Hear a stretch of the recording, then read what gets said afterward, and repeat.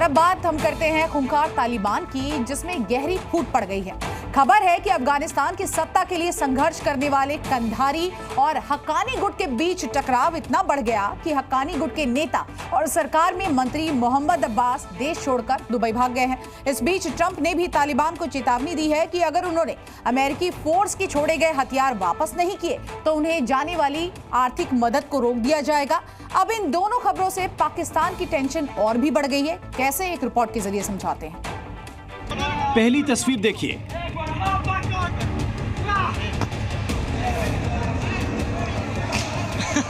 दूसरी तस्वीर देखिए। तीसरी तस्वीर देखिए। चौथी तस्वीर देखिए। और ये पांचवी तस्वीर भी देख लीजिए।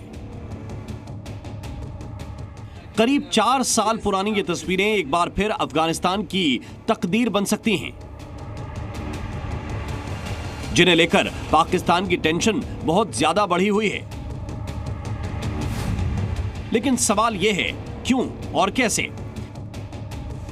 इसके बारे में आपको डिटेल में बताएं उससे पहले तालिबान पर आज की सबसे बड़ी खबर सुन लीजिए।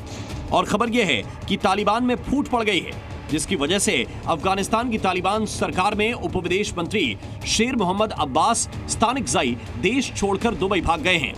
20 जनवरी को उन्होंने लड़कियों की शिक्षा को लेकर लगाए गए प्रतिबंध पर नाराजगी जताई थी, जिससे तालिबान के चीफ हिबतुल्लाह अखुंदजादा बेहद नाराज हो गए हैं और उन्होंने स्थानिक की गिरफ्तारी का आदेश दे दिया।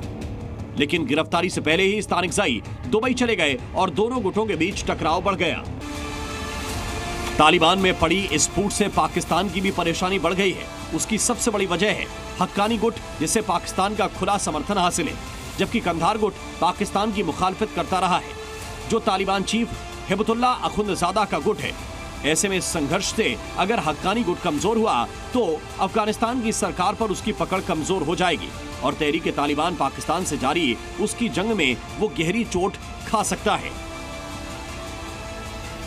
अब सवाल यह है कि इन तस्वीरों से पाकिस्तान की टेंशन क्यों बढ़ गई? तालिबान के पास मौजूद इन हथियारों से पाकिस्तान आखिर क्यों परेशान है? और इन हथियारों का आखिर तालिबानी लड़ाकों और पाकिस्तान से कनेक्शन कैसे जुड़ रहा है?